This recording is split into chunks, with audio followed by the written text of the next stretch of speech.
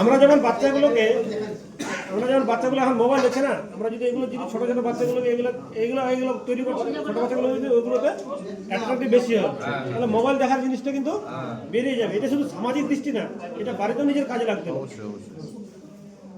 এখনকার বাচ্চাটা মোবাইল ছাড়া ভাতে খায় না। যেমন আমি আমার উদাহরণ দিচ্ছি, আমার বাড়িতে গেলে আমার মেয়ে বলে, বাবা তুমি কেন আসছো? বলে, কেন? তুমি আসছো মোবাইল দেখতে পারো। আমার মেয়ে বলছে যে, বাবা তুমি বাড়িতে আসছো কেন? বলে, কেন? বলে, তুমি আসছো না, এখন মোবাইল দিবো। অ্যাকচুয়ালি আমি মোবাইল দিই না।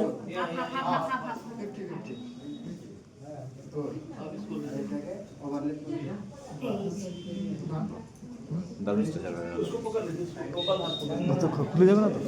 না ধরতে এক পড়ে গেল না। ছেলের একটা ছেলে ওখানে না ধরলে পড়বে না, ওখানে না ধরলে পড়বে না। পায়ে লাগবে না না পড়বে না, প্যাচ খেয়েছে। ছেড়ে দেন। পড়বে না প্যাচ খেয়েছে।